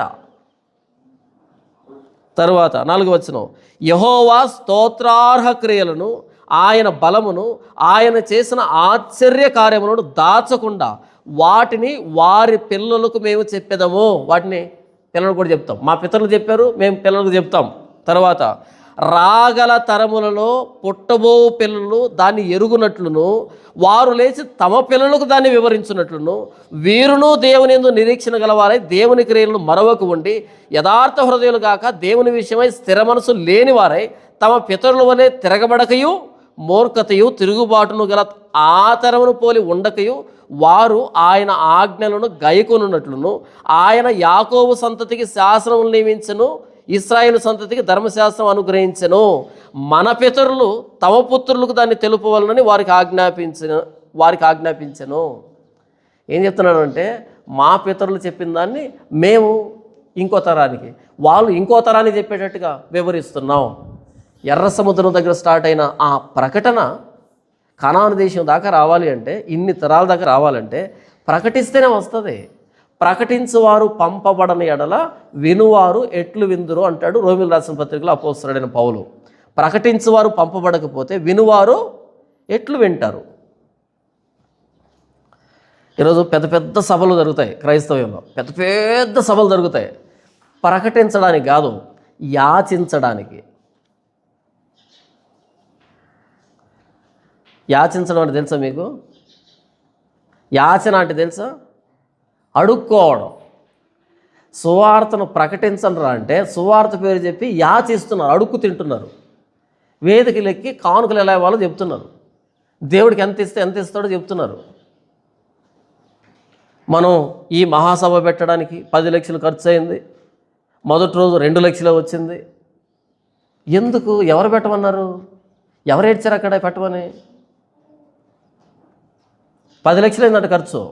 మొదటి రోజు కానుక ఎంత వచ్చిందంట? 2 లక్షలే వచ్చిందంట. కాబట్టి ఇంకా మీ గుప్పిలు ఇవ్వండి, ధారాళంగా ఇవ్వండి. మళ్ళీ రెండో రోజు నిన్న మరలా 3 లక్షలే కానుక వచ్చింది, ఇంకా మనకి 6 లక్షలు రావాలి, గుప్పులు ఇవ్వండి, ధారాళంగా ఇవ్వండి. ధారాళంగా ఇచ్చేవారిని దేవుడు ప్రేమిస్తాడు. ఒరే ప్రకటించండి రా అంటే ప్రకటన పేరుతో అడుక్కు తింటారేంటి? ఎందుకు అడుక్కుంటున్నారు? ప్రకటించండి. ప్రకటన ఫ్రీ, ఉచితం. మీరు ఉచితముగా పొందితిరి కనుక ఉచితముగా ఇవ్వండి అని యేసు చెప్పాడు. ఈరోజు ఎలా ఇస్తున్నారు? ఉచితం ఏది లేదు, అంత కమర్షియల్ అయిపోయింది, అంత బిజినెస్ అయిపోయింది. ప్రకటన జరగాలి, ప్రపంచం మారాలంటే. యేసుప్రభు అర్థం కాలే ప్రపంచానికి. ఎలా అర్థమవుతాడు? ప్రకటన ద్వారా. చర్చిలో నువ్వు ఏం స్తుతిస్తున్నావో దాన్ని ప్రకటించాలి. ఎర్ర సముద్రం ఒడ్డున వాళ్ళు స్తుతించారు, దాన్ని ప్రకటించారు, దాన్ని నేర్చుకున్నారు పిల్లలు. ఇంకో తరానికి ఇంకో తరానికి ఇంకో తరానికి మన దాకా ప్రకటన వచ్చింది. ఎర్ర సముద్రం దగ్గర ఏం జరిగింది అనేది వాళ్ళు చెప్పకపోతే రాదు. నా దగ్గర సువార్త వచ్చింది, నాకు అర్థమైంది. ఇది ప్రకటన జరగకపోతే ఇంకో తరానికి ఎలా తెలుస్తుంది? ఇంకో జనాంగానికి ఎలా తెలుస్తుంది? సువార్త ప్రకటన జరగాలి. 6వ వచనం, సియోను నివాసి ఉత్సాహధ్వని బిగ్గరగా చేయము, నీ మధ్యన ఉన్న ఇశ్రాయేలు యొక్క పరిశుద్ధ దేవుడు ఘనుడై ఉన్నాడు. ఓ సియోను నివాసి, ఏం చేస్తావు? ఇశ్రాయేలు యొక్క పరిశుద్ధ దేవుని గురించి గొప్ప స్వరముతో ఉత్సాహధ్వని చేయి, పాట పాడు, ఘనంగా పాట పాడు. దేని మీద పాట పాడతావు? ఇశ్రాయేలు యొక్క పరిశుద్ధ దేవుడు, ఆయన పరిశుద్ధతను గురించి పాడు, ఆయన ఘనతను గురించి పాడు. నీ పాటకు కేంద్రం దేవుడు అవ్వాలి, దేవుని పరిశుద్ధత అవ్వాలి, దేవుని గొప్పతనం కావాలి. మనం ఉండకూడదు పాటలో, ఆయన ఉండాలి పాటలో. చూడండి, ఈ మొత్తం పాట అంతట్లో దేవుడు ఉన్నాడా? ఇశ్రాయేలు ఉన్నారా? దేవుడే. మన పాటకు ఆస్పదం ఆయనే. ఆయన వదిలిపెట్టి మన గురించి పాట రాసుకుంటామేంటి? మొన్న కలవరి టెంపుల్ సతీష్ కుమార్ బర్త్డే వచ్చింది, పుట్టినరోజు వచ్చింది. ఎవరు ప్రయోజనం పుట్టి మనకు తెలియదు, కానీ పుట్టిన తర్వాత ఆయన మీద పాట రాశారు. పాట ఆయన మీద రాశారు. ఇంకొక ఆయన ఉంటాడు వరంగల్ అనుకుంటా, పాలయ్య గారు ఏదో పేరు, ఆయన పేరు పాలేనా, పాలయ్య అంటారు ఆయన్ని. ఆయన మీద పాట రాశారు. పాస్టర్ల మీద పాటలు రాసుకుంటున్నారు, చర్చిల మీద పాటలు రాసుకుంటున్నారు, మినిస్ట్రీల మీద పాటలు రాసుకుంటున్నారు. పాట రాయాల్సింది ఎవరు? కీర్తనకు ఆస్పదం ఎవరు? ఆయన కదా. దేవుడి మీద పాటలు పోయి ఇప్పుడు మనుషుల మీద పాటలు వచ్చాయి. మనుషుల మీదకి వచ్చే పాటలు మొత్తం సైడ్ ట్రాక్ పట్టింది, తప్పుత్రోవ పట్టింది. ఇదంతా పాట. ఎందుకని? అషూరు నుంచి విడిపించాడు కాబట్టి, ఐగుప్తు నుంచి విడిపించాడు కాబట్టి, పత్రోసు నుంచి, కూషు నుంచి, ఏలాము నుంచి, షీనారు నుంచి, హమాతు నుంచి, సముద్ర ద్వీపాల నుంచి విడిపించాడు కాబట్టి వీళ్ళు పాట పాడుతున్నారు, దేవుని కీర్తిని స్తుతిస్తున్నారు. మొదటి అధ్యాయం నుంచి 11వ అధ్యాయం చివరి దాకా జరిగినటువంటి ఈ తీర్పులో, ఈ ఉగ్రతలో నుంచి దేవుడు విడిపించాడు కాబట్టి 12వ అధ్యాయం పాటతో ఫినిష్ చేస్తున్నాడు ఈ సెక్షన్కి. ఇక 13వ అధ్యాయం నుంచి ఇంకో సెక్షన్ ప్రారంభమవుతుంది, 13 నుంచి 23 వరకు. ఈ 11వ అధ్యాయం వరకు జరిగినటువంటి ఈ తీర్పును గురించి 12వ అధ్యాయం ముగింపు పాటతో ముగించేస్తున్నాడు. ఇప్పుడు మరలా చూద్దాం. 12వ అధ్యాయం మొదటి వచనం, ఆ దినమున మీరు ఇలాగందురు, యెహోవా నీవు నా మీద కోపపడితివి, నీ కోపం చల్లారిను, నిన్ను స్తుతించుతున్నాను, నీవు నన్ను ఆదరించి ఉన్నావు. యెహోవా నీవు కోపపడ్డావు, నీ కోపం చల్లారింది అని అంటున్నాడు. ఇది వాళ్ళు ఇశ్రాయేలీయులు. ఇప్పుడు చూడండి, దీనికి సమానమైనటువంటి వాక్యం రోమీయులకు రాసిన పత్రిక 5వ అధ్యాయంలో అపోస్తలుడైన పౌలు ఏమన్నాడు చూడండి, 9వ వచనం, కాబట్టి ఆయన రక్తము వలన ఇప్పుడు నీతిమంతులుగా తీర్చబడి మరింత నిశ్చయముగా ఆయన ద్వారా ఉగ్రత నుండి రక్షింపబడుదుము. దేవుని ఉగ్రత నుంచి మనం రక్షించబడ్డాం. ఎలా? ప్రభువైన యేసుక్రీస్తు వారి రక్తాన్ని బట్టి. ఇప్పుడు మనం పాట రాయాల్సింది ఎవరి మీద? ప్రభువైన యేసుక్రీస్తు వారి రక్తం, ఆయన ప్రాణత్యాగం ఎలా దేవుని ఉగ్రత నుంచి మనల్ని విడిపించింది అనే పాట రాస్తే ఎంత అద్భుతంగా ఉంటుంది. కాబట్టి ఆయన రక్తము వలన ఇప్పుడు నీతిమంతులముగా తీర్చబడి, ఎలా నీతిమంతులుగా తీర్చబడ్డాం? ఆయన రక్తాన్ని బట్టి. ఆయన రక్తం వలన ఇప్పుడు నీతిమంతులుగా తీర్చబడి మరింత నిశ్చయముగా ఆయన ద్వారా ఉగ్రత నుండి రక్షించబడదుము. దేవుని ఉగ్రత నుంచి మనం తప్పించబడినటువంటి విధానం ఏంటి అంటే ప్రభువైన యేసుక్రీస్తు రక్తాన్ని బట్టి. ఇది మొదటి వచనం. ఇక రెండవ వచనం చూడండి, ఇదిగో నా రక్షణకు కారణభూతుడగు దేవుడు, నేను భయపడక ఆయన నమ్ముకొనుచున్నాను. యెహోవాయే నాకు బలము, ఆయనే నా కీర్తనకు ఆస్పదము, ఆయన నాకు రక్షణ ఆధారమాయను. యెహోవానే రక్షణ ఆధారం అంటాం. మత్తయి సువార్త 1వ అధ్యాయము 21 నుంచి నేను చదివిపిస్తాను చూడండి. యెహోవాయే రక్షణ ఆధారం అన్నాడు అక్కడ భక్తుడు యెషయా గ్రంథంలో. ఇక్కడ మత్తయి గారు యేసు ప్రభువుని ఎలా పరిచయం చేస్తున్నాడు అంటే, ఆమె ఒక కుమారుని కనును, తన ప్రజలను వారి పాపముల నుండి ఆయనే రక్షించును, కనుక ఆయనకి యేసు అని పేరు పెట్టుదువు. యేసు అంటే అర్థం ఏమని? రక్షకుడు అని అర్థం. ఆయనే రక్షిస్తాడు. ఇదే రెండవ వచనం యెషయా గ్రంథం 12:2లో ఆయన రక్షణ ఆధారం. ఇక్కడ ఆయనే రక్షిస్తాడు కాబట్టి ఆయనకు యేసు అని పేరు పెట్టుదువు. దేని నుంచి రక్షిస్తాడు? ఐగుప్తు నుంచా? కాదు, పాపం నుంచి రక్షిస్తాడు. ఎలా రక్షిస్తాడు? అలా గాలి విసిరేటట్టు చేసి రక్షిస్తాడా? కాదు, తన ప్రాణాన్ని శిలువ మీద అర్పిస్తాడు. ఆయనే రక్షిస్తాడు యేసు ప్రభు. ఇక 3వ వచనం చూడండి, యెషయా గ్రంథం 12వ అధ్యాయం 3వ వచనం, కావున మీరు ఆనందపడి రక్షణాధారములైన బావుల్లో నుండి నీళ్లు చేదుకొందురు. కాబట్టి మీరు ఆనందపడి ఎక్కడి నుంచి నీళ్లు చేదుకుంటారు? మీరు రక్షణ ఆధారములైన బావుల్లో నుంచి నీళ్లు చేదుకుంటారు. యేసు ప్రభు చూడండి, యోహాను సువార్త 4వ అధ్యాయము 9వ వచనం నుంచి, ఆ సమరయ స్త్రీ, యూదుడు అయిన నీవు సమరయ స్త్రీ అయిన నన్ను దాహమునకిమ్మని ఎలాగ అడుగుతున్నావని ఆయనతో చెప్పాను. ఎలైనగా యూదులు సమరయంతో సాంగత్యం చేయరు. అందుకు యేసు, నీవు దేవుని వరమును నాకు దాహమునకిమ్మని నిన్ను అడుగుచున్నవాడెవడో అది ఎరిగి ఉంటే నీవు ఆయనను అడుగుదువు, ఆయన నీకు జీవజలం ఇచ్చునని ఆమెతో చెప్పాను. నీకు అర్థమైతే నీ ఎదురుగా ఉన్నది ఎవరో, నీవు నన్ను అడుగుతావు నీళ్ళు, నేను నీకు ఏ నీళ్ళు ఇస్తాను? జీవజలాలు ఇస్తాను. యెషయా గ్రంథం 12వ అధ్యాయం 3వ వచనం ఏం రాయబడింది? రక్షణాధారములైన బావుల్లో నుంచి నీళ్లు చేదుకుంటారు. ఇక్కడ ఒక బావి ఉంది చూడండి, 10వ వచనం, 11వ వచనం. అప్పుడు ఆ స్త్రీ, అయ్యా, ఈ బావి లోతైనది, చేదుకొనుటకు నీకేమీ లేదే. ఆవిడ దేని గురించి బాధపడుతుంది? ఈ బావి చాలా లోతుంది, నీళ్ళు ఎక్కడికో ఇంకిపోయాయి, కానీ చేదుకోవడానికి నీకు ఏమీ లేదు. జాలి పడుతుంది పాపం ఈయన చూసి. ఏ చేంతాడు తీసుకొచ్చుకోలేదు, పోనీ నా చేంతాడు ఇద్దాం అనుకుంటే మీరు సమరయులతో సాంగత్యం చేయరు, మమ్మల్ని తగలరు, మేము ఇచ్చిన వస్తువులు తీసుకోరు, నీకు చేంతాడు లేదు, ఒక బకెట్ లేదు. అయ్యా, ఈ బావి చాలా లోతుగుంది, నీకు చేదుకోవడానికి ఏమీ లేదు. ఎంత జాలో మరే. రక్షణాధారమైన బావి ఆయన, తరతరాలు రక్షణను చేదుకున్న బావి ఆయన యాకోబు బావిని చూపించి లోతుగుందంట. చూడండి ఎంత అద్భుతంగా ఉంటుందో. అప్పుడు ఆ స్త్రీ, అయ్యా, ఈ బావి లోతైనది, చేదుకొనుటకు నీకేమీ లేదే, ఆ జీవజలము నీకు ఎలాగు దొరుకును? తానును తన కుమారులను పశువులను ఈ బావి నీళ్లు త్రాగి మాకిచ్చిన మన తండ్రి అయిన యాకోబు కంటే నువ్వు గొప్పవాడవా అని ఆయన అడిగాను.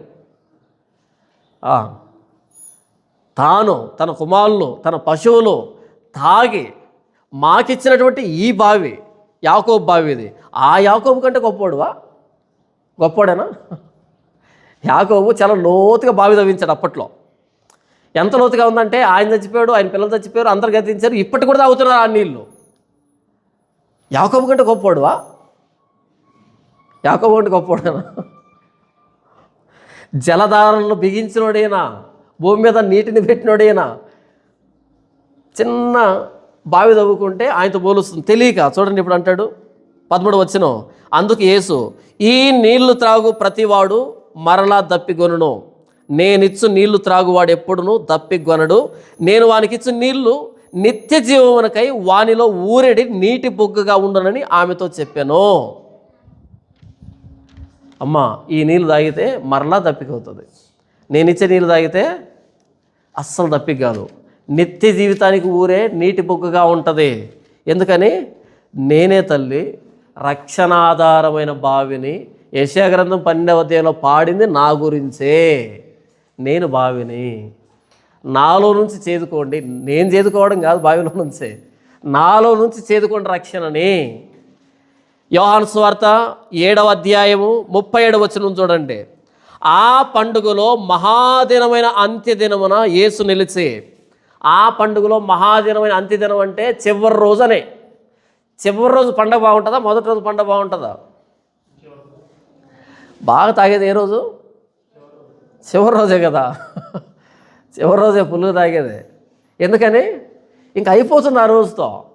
ఉన్నది లేనిది మిగిలింది తగిలింది అంతా తినాల్సింది ఆ రోజే, అంతా తాగాల్సింది ఆ రోజే. అందుకని చివరి రోజు తాగితే 3 రోజులు లేవడం తలకెక్కుతుంది. భక్తి అంతే కదా. ఆ పండుగ రోజు పాడే పాట యెషయా గ్రంథం 12వ అధ్యాయం. ఇక్కడ పండుగ జరుగుతుంది యోహాను సువార్త 7వ అధ్యాయంలో 37వ వచనంలో. ఆ పండుగలో మహాదినమైన అంత్యదినమున ఫుల్ క్రౌడ్ వచ్చారు, చాలామంది జనాభా వచ్చారు. మహాదినమైన అంత్యదినమున చాలా పెద్ద పండుగ, కిక్కిరిసిపోతున్నారు. ఆ కిక్కిరిసిపోయిన వాళ్ళు పాడే పాట యెషయా గ్రంథం 12వ అధ్యాయం. అది పాట. ఆ పాట పాడతారు. ఆ పాట పాడుతున్న వాళ్ళ మధ్యలో నిలవబడి యేసు ప్రభువు మాట్లాడిన మాట చూడండి. ఆ పండుగలో మహాదినమైన అంత్యదినమున యేసు నిలిచి, ఎవడైనను దప్పిగొని ఎడల నా యొద్దకు వచ్చి దప్పి తీర్చుకునవలెను. పండగ రోజు ఎవరికైనా దప్పిక అవుతుందా? పండగలో ఎవరికైనా దప్పిక అవుతుందా? ఎందుకు కాదు, ఎక్కువై కక్కుతుంటారు. దప్పిక కాదు పండగలో. మీరు ఎప్పుడైనా చూడండి, జాతర జరుగుతూ ఉంటే ఎక్కడంటే అక్కడ వాటర్ ప్యాకెట్లు ఇస్తుంటారు, మజ్జిగ ప్యాకెట్లు ఇస్తుంటారు, కూల్ డ్రింక్లు ఇస్తూ ఉంటారు, రసన ప్యాకెట్లు ఇస్తూ ఉంటారు. ఎవరా? ఎక్కడ పడితే ఎక్కడ భోజనం, ఎక్కడ పడితే ఎక్కడ పానీయాలు ఉంటాయి, ఎక్కడ పడితే అక్కడ అవి కూడా ఉంటాయి. కాకపోతే ఆ డిపార్ట్మెంట్ వేరు కాబట్టి మనం చూడలేదు, కానీ ఆ డిపార్ట్మెంట్ కూడా తెలిసిన వాళ్ళు ఉంటారు. అదొక విధమైన భక్తి.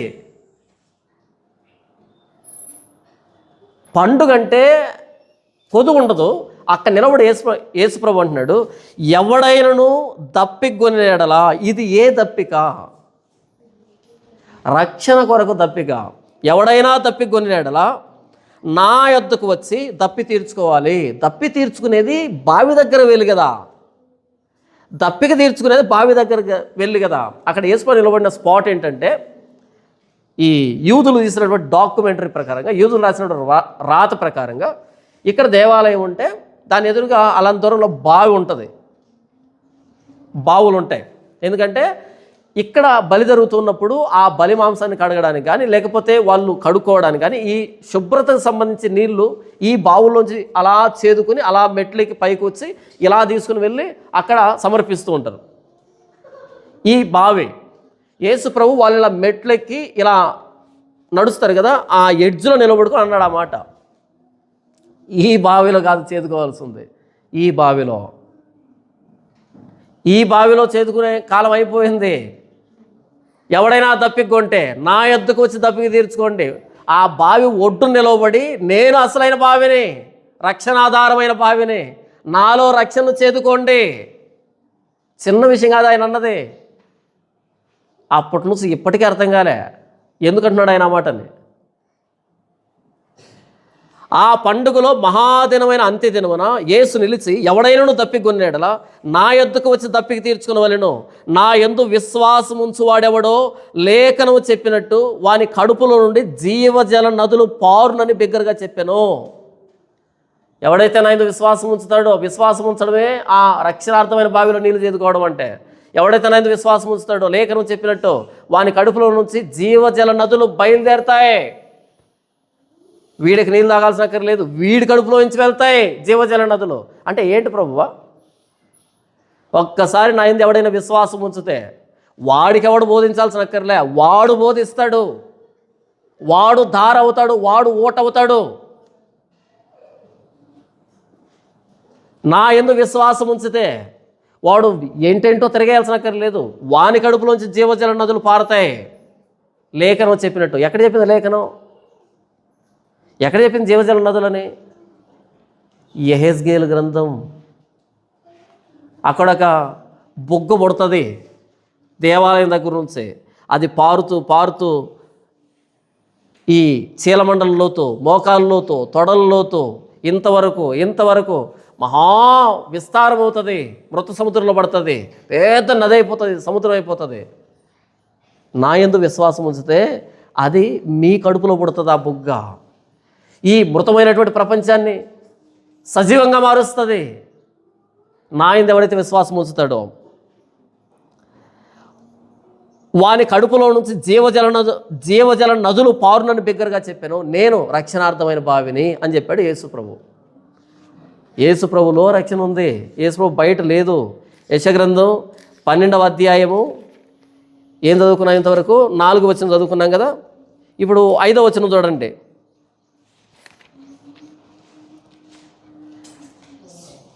మూడు నుంచి, కావున మీరు ఆనందపడి రక్షణాధారమైన బావులో నీళ్ళు చేదుకొందురు. ఆ దినమును మీరు ఇలాగందురు, యెహోవాను స్తుతించుడి, ఆయన నామమును ప్రకటించుడి, జనములలో ఆయన క్రియలను ప్రచురము చేయుడి, ఆయన నామము ఘనమైనదని జ్ఞాపకమునకు తెచ్చుకొనుడి. ఏం చేయాలి? ఆయన నుంచి రక్షణ చేదుకున్న తర్వాత జనములలో ఆయన గూర్చి ప్రకటించండి, ప్రచురం చేయండి. యేసు ప్రభువే చెప్పాడు, మీరు సర్వలోకానికి వెళ్ళి సర్వసృష్టికి వెళ్ళి సువార్త ప్రకటించండి. నమ్మి బాప్తీసం పొందిన వాడు రక్షింపబడతాడు, నమ్మని వానికి శిక్ష విధించబడుతుంది. యేసు ప్రభు మరణించి సమాధి చేయబడి తిరిగి లేచిన తర్వాత ఎక్కడికి వెళ్ళకండి, ఎవరింట్లో వాళ్ళు ఉండండి, ఎవరిని డిస్టర్బ్ చేయకండి, మీ భక్తి మీరు చేసుకోండి, సంపాదించుకోండి, తినండి, మీ భక్తి మీరు చేసుకోండి, గుట్టుగా ఉండండి అని చెప్పాడా? ఈరోజు మనోళ్ళు అంటున్నారు గుట్టు ఉండాలంట. ఇదిగో ఇల్లు, చర్చ్ మన పని, పక్కన వాళ్ళతో మన పని లేదు. ఓకే, ఇది తయారైంది ఈరోజు. ఇల్లు, చర్చ్ మన పని, ట్రయాంగిల్. ఇదే మన జీవితం. ఇంకెవరితో మనకొద్దు, ఎవరు ఎట్టిపోయినా మనకొద్దు, ఎవరు ఏమనుకున్నా మనకొద్దు, ఒకరు మాట అనొద్దు, అనిపించుకొని వద్దు, పద్ధతిగా బ్రతుకుదాం. యేసు ప్రభు ఇదే చెప్పుంటే బాగుండేది. ఇదిగో పేతురు, సముద్రము, చేపలు, ఇల్లు, సమాజ మందిరం, అంతే. ఇంకెక్కడికి వెళ్ళొద్దు, ఒకరిని ఒక మాట అనొద్దు, ఒకరికి మాట చెప్పొద్దు. మీరు సర్వలోకానికి వెళ్ళి, సర్వ సృష్టికి వెళ్ళి సువార్త ప్రకటించండి. ఎందుకు ప్రభువా అంటే 3.5 సంవత్సరం నాతో పాటు తిప్పుకుంది గుట్టుగా బతకమని కాదు. 3.5 సంవత్సరం ట్రైనింగ్ ఇచ్చింది దేనికి అనుకుంటున్నారు? గుట్టుగా బతకడానికి కాదు. మిగిలిన ప్రపంచం తెలియకుండా ఉందే వాళ్ళకు ప్రకటించడానికి. ఏం ప్రకటించాలి ప్రభువా? ఆయన మరణ సమాధి పునరుద్ధానాలను ప్రకటించడానికి పంపించాడు. వచ్చారా వాళ్ళు? వచ్చారు. మనం ఎక్కడికైనా వెళ్తామా సువార్త చెప్పడానికి? ఎన్ని పనులు కదా. అంటే వాళ్ళకి ఏ పని లేదు, మనకు చాలా పనులు ఉన్నాయి. సువార్త అనేది ప్రకటనతోనే ముందుకెళ్తుంది. ప్రకటించకపోతే ముందుకెళ్తుంది. ప్రకటించవలసిన బాధ్యత మనకు అప్పగించబడింది. ఎందుకంటే మనకు తెలుసు కదా, మనం ప్రకటించకపోతే కుదరదు. అపోస్తలుడైన తోమ ఎక్కడ యెరూషలేము, ఎక్కడ భారతదేశం? ఎప్పుడైనా మ్యాప్ చూడండి, ఎప్పుడైనా మ్యాప్ ఉంటుంది చూడండి, ప్రపంచ పటం. ఎక్కడ యెరూషలేము, అక్కడి నుంచి ఇక్కడికి ఎలా వచ్చాడు? 52లో వచ్చాడు. క్రీస్తు శకం 52లో వచ్చాడు తోమ. ఎలా వచ్చాడు? ఎన్ని ప్రాంతాల మీదుగా వచ్చాడు? ఎన్ని ప్రతికూల పరిస్థితుల్లో వచ్చాడు? పెళ్ళయిందా తోమాకి? పెళ్ళయిందా తోమాకి? కాలేదా? చేసుకోలేదా? చేసుకోలే. ఎందుకు చేసుకోలే? ఎవరు దొరకలేదా? నిన్ను బట్టి దినమెల్లా వదకు సిద్ధమైన గొర్రెలము, వధించబడిన వారు వదకు సిద్ధమైన గొర్రెలము. ఎప్పుడు ఎక్కడ చచ్చిపోతామో తెలియదు ప్రభువా. చచ్చిపోతామని తెలిసి కూడా స్వార్థ ప్రకటించారా? ప్రకటించారు. ఇప్పుడు అన్నీ చేవదచ్చిన మాటలు. స్వార్థకి వెళ్తే కొడతారంట, తిడతారంట. జనములలో ఆయన క్రియలను ప్రచురము చేయుడి మన బాధ్యత. ఎందుకని? రక్షణాధారమైన బావిలో నుంచి రక్షణను చేదుకున్న తర్వాత మనమే తాగుదామా? పక్క వ్యక్తి కూడా చెప్పి రండి ఇక్కడ జీవజలాలు దొరుకుతున్నాయి అని ఆహ్వానిద్దామా? అంతా ఎడారిలో తిరుగుతున్నాం, దప్పికతో అలమటించిపోతున్నాం. నీకు కనిపించింది నీటి ఊట, ఎడారిలో ఓయాసిస్ కనిపించింది, తీయకున్నాయి నీళ్ళు, భలే ఉన్నాయి. తాగే సరిపెట్టుకుంటావా? లేదా కేక వేస్తావా? రండి నీళ్ళు దొరికాయని. కేక వేయకపోతే స్వార్థపరుడివే. కేక వేయాలి. వాళ్ళు కూడా అలమటించిపోతున్నారు. సువార్త అనేది తెలియక ప్రపంచం అలమటించిపోతుంది. అర్థం కావట్లేదు. వాళ్ళు కేక వేయాలి, దాన్ని సువార్త అంటాం. రక్షణార్థమైన బావిలో నీళ్లు తాగిన నీవు ఇక్కడ నిత్య జీవాన్ని ఇచ్చేటువంటి జీవజలపు ఓట ఉందని కేక వేయకపోతే వాళ్ళు ఎలా వస్తారు? ప్రకటించేవాడు పంపబడకపోతే వినువారు ఎట్లు విందురు? 5వ వచనం చూడండి. యెహోవాను గూర్చి కీర్తన పాడుడి, ఆయన మహాత్యమును వెల్లడిపరచెను. భూమి ఎందంతటా ఇది తెలియబడును. భూమి ఎందంతటా ఇది తెలియబడును. ఎలా తెలియబడుతుంది? మనం చెప్తేనే తెలియబడుతుంది. సియోను నివాసి ఉత్సాహధ్వని బిగ్గరగా చేయము, నీ మధ్య ఉన్న ఇశ్రాయేలు యొక్క పరిశుద్ధ దేవుడు ఘనుడై ఉన్నాడు. ఓ సియోను, నువ్వు ఉత్సహించు, దాన్ని ప్రకటించు. తర్వాత మరలా ఉత్సాహంతో నీ జీవితం అంతా కీర్తించు. ప్రకటన గ్రంథం 7వ అధ్యాయం చూడండి. ప్రకటన గ్రంథం 7వ అధ్యాయము 9వ వచనం నుంచి 7వ అధ్యాయం 9వ వచనం చూడండి. అటు తర్వాత నేను చూడగా ఇదిగో ప్రతి జనములో నుండి, ప్రతి వంశంలో నుండి, ప్రజల్లో నుండి, ఆయా భాషలు మాట్లాడు వారిలో నుండి వచ్చి ఎవడునూ లెక్కింపజాలని ఒక గొప్ప సమూహం కనబడిన వారు తెల్లని వస్త్రం ధరించుకున్న వారై ఖర్జూరపు మట్టలు చేత పట్టుకుని సింహాసనం ఎదుటను గొర్రెపిల్ల ఎదుటను నిలవబడి సింహాసనాసీనుడైన మా దేవునికి గొర్రెపిల్లకును మా రక్షణకై స్తోత్రమని మహాశబ్దంతో ఎలుగెత్తి చెప్పిరి. పరలోకంలో పాట పాడుతున్నారంట. ఏం పాట అది?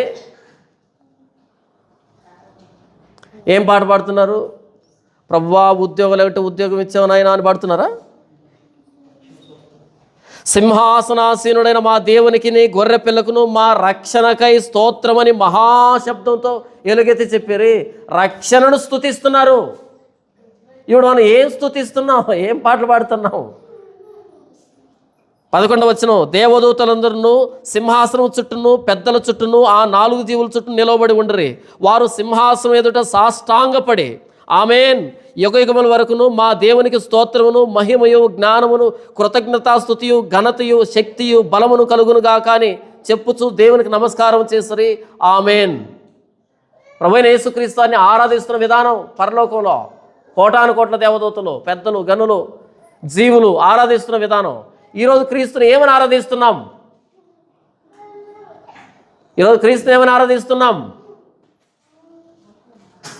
ఒక ఆవిడ పాట పాడింది, యేసుప్రభు నా ప్రియుడు నా మొగుడని.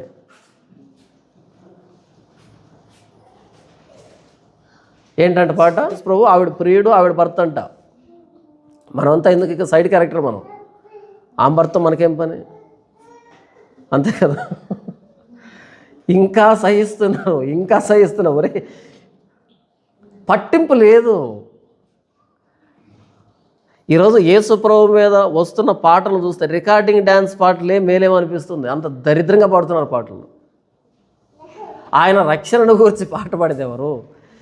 ఈ ప్రకటన గ్రంథం 5వ అధ్యాయంలో చూడండి, యేసుప్రభు ఎలా కనపడుతున్నాడు. 6వ వచనం, మరియు సింహాసనమునకును ఆ 4 జీవులకును పెద్దలకును మధ్యను వధించబడినట్లుండిన గొర్రె పిల్ల నిలిచి ఉండుట చూచితని.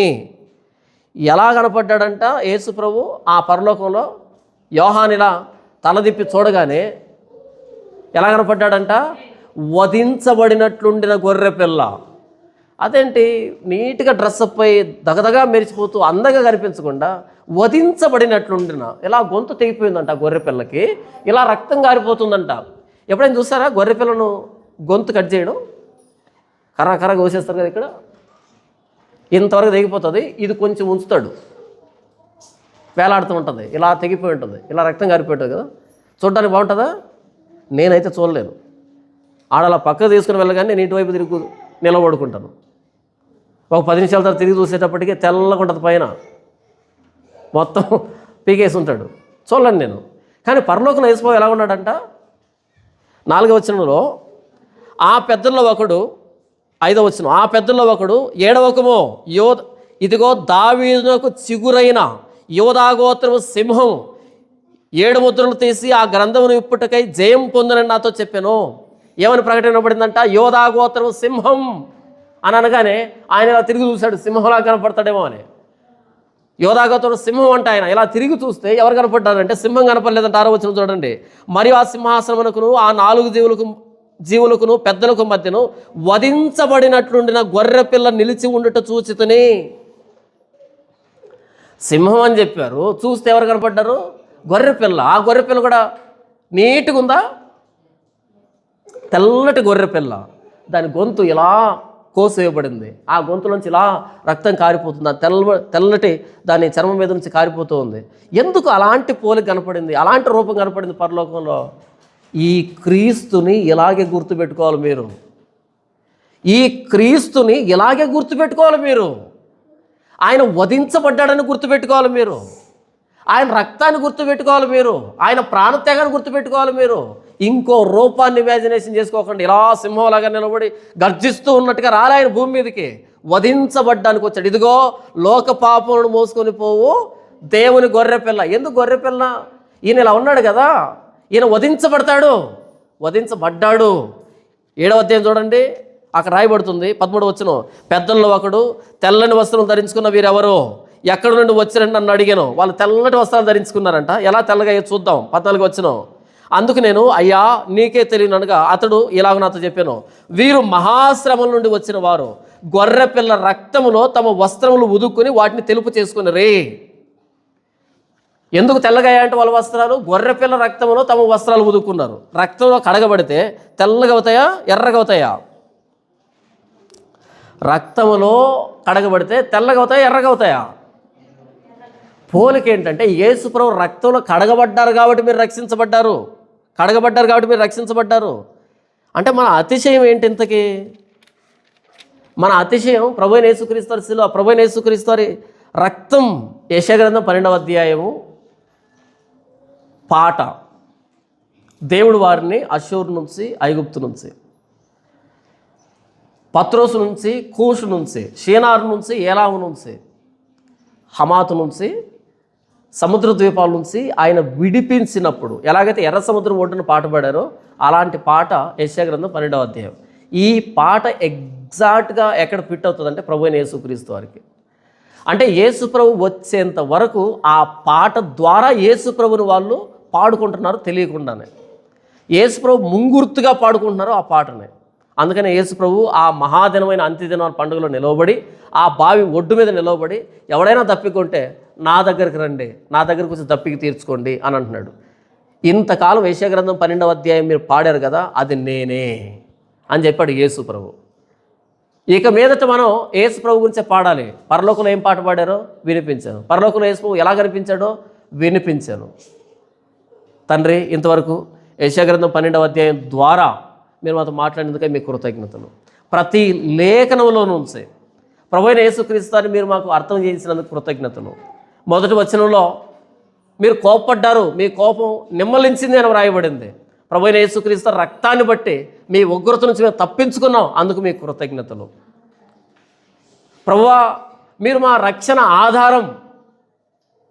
మత్తయి సువార్త 1వ అధ్యాయంలో ఆయనే రక్షిస్తాడు కాబట్టి ఆయనకి యేసు అని పేరు పెట్టదు. నాయనా, యేసు అంటే రక్షకుడు, ఆ రక్షకుడు నా జీవితంలో ఉన్నందుకు మీకు కృతజ్ఞతలు. 3వ వచనంలో రక్షణాధారమైన బావుల్లోంచి రక్షణ చేదుకున్నట్టుగా ప్రభు అయిన యేసుక్రీస్తు ఎవరైనా తప్పికుంటే నా ఎద్దుకు రండి అని చెప్పాడు. నేనే రక్షణార్థమైన బావిని చెప్పాడు. సమరయ స్త్రీకి ప్రత్యక్షమయ్యాడు. సమరయ స్త్రీ ఆ బావిలో నుంచి రక్షణను చేదుకుని తన జీవితం మార్చుకుంది. సమరయ స్త్రీ కంటే మరి నీచురాలని నా ప్రభు అయిన యేసుక్రీస్తు వారైన మీలో నుంచి రక్షణ చేదుకునే భాగ్యం నాకు అనుగ్రహించిన మీకు కృతజ్ఞతలు. ప్రభువా, 4వ వచనంలో ఆయన క్రియలను సమాజంలో ప్రకటించుడి అని చెప్పబడింది. నా ప్రభు అయిన యేసుక్రీస్తు వారి సిలువను గూర్చి, ఆయన పునరుద్ధానాన్ని గూర్చి, సిలువను గూర్చి సువార్త ప్రకటన చేసే భాగ్యాన్ని నాకు మీరు అనుగ్రహించినందుకే మీకు కృతజ్ఞతలు. 6వ వచనంలో 5-6 వచనాల్లో ఉత్సాహధ్వని చేయమని, బిగ్గరగా కీర్తించమని వ్రాయబడింది. పరలోకంలో నా ప్రభు అయిన యేసుక్రీస్తు వారిని, ఆయన వధించబడిన విధానాన్ని వర్ణిస్తూ దూతలు, పెద్దలు, జీవులు పాట పాడారు. అదే పాటని ఈరోజు నా నాటు ఉంచినందుకే, నా రక్షణకర్త అయిన ప్రభు అయిన యేసుక్రీస్తు వారిని స్తుతించేటువంటి స్తుతి గీతాన్ని నాకు ఇచ్చినందుకే మీకు కృతజ్ఞత తెలియజేస్తూ, యెషయా గ్రంథం 12వ అధ్యాయాన్ని నా జీవితంలో నెరవేర్చినందుకు, ఆ నెరవేరిపోయిన ప్రభు అయిన యేసుక్రీస్తు నాకు అనుగ్రహించినందుకు, ఆ రక్షణ నేను ప్రతినిత్యం ఇలా స్తుతించడానికి అవకాశాన్ని కల్పించినందుకు, ఏ పాటి వారిని ఏ పాటి దాన్ని నా ప్రభు అయిన యేసుక్రీస్తు శ్రేష్టమైన నామములో ఆరాధిస్తున్నాను తండ్రి. ఆమేన్.